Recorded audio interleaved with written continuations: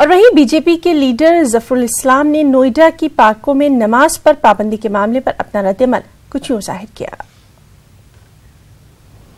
नमाज पढ़ने का सवाल है, वो कहीं भी पढ़ सकते हैं, इस्लाम इसकी इजाजत देता है। लेकिन ये भी जरूरी है कि इस्लाम कहता है कि भाई किसी को उसकी वजह से तकलीफ ना हो, कोई इनकन्वीनियंस ना हो, बिकॉज हम एक ही रिलीजन के तो फॉलोअर है नहीं, यहाँ पर हर रिलीजन के फॉलोअर और हर लोग प्रेयर पब्लिक में नहीं कर रहे हैं, आप कैसे कर सकते हो। तो उस चीज का ध्यान रखते हुए जहां पर डेजिग्नेटेड प्लेस है नमाज के लिए, जहां पर आप आसानी से ये सब कंसर्न ना हो, उसका ध्यान रखते हुए नमाज आराम से पढ़िए।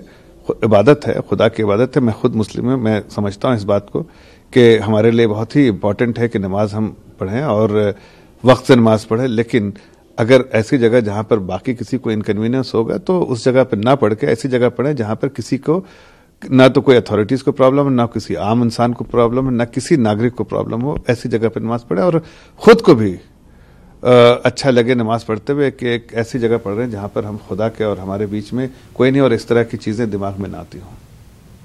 बहराइच से खबर है जहां की गोल्फर ज्योति सिंह रंधावा को कतरीना घाट में गैर कानूनी तौर से शिकार करते हुए गिरफ्तार किया गया। महकमा जंगलात की एक टीम ने ज्योति रंधावा को गिरफ्तार किया। ज्योति रंधावा के पास से 0.22 बोर की एक राइफल भी बरामद की गई। आपको बताएं कि ज्योति रंधावा अदाकारा चित्रांगदा सिंह के साबिक शौहर हैं।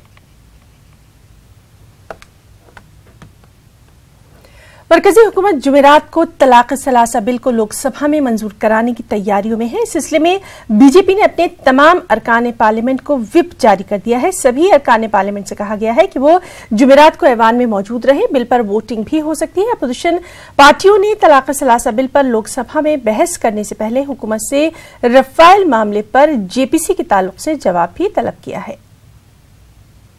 कांग्रेस वरिष्ठ नेता डॉक्टर शकील अहमद हमारे साथ है बात करने के लिए। शकील जी, कल ट्रिपल तलाक बिल जो है वो संसद में आएगा और उसको लेकर बीजेपी अपने सभी सांसदों को व्हिप जारी कर चुकी है।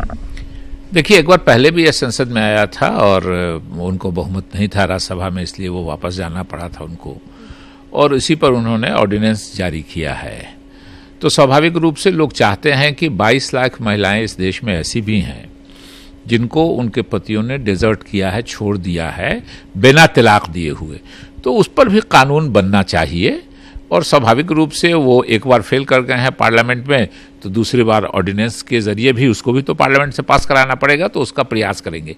लेकिन लोग चाहते हैं कि जो 22 लाख ऐसी परित्यक्ता महिलाएं इस देश में हैं जिनके पतियों ने बगैर खर्चे के, बगैर कुछ बोले उनको छोड़ दिया है। तलाक में तो एक प्रक्रिया है, जिन लोगों ने छोड़ा है 22 लाख लोगों ने, उन्होंने कोई प्रक्रिया अपनाई नहीं है। मोदी जी को उस पर भी कानून बनाना चाहिए। कैमरा पर्सन जगदीश के साथ रंजीता झा, न्यूज़ 18 नेटवर्क।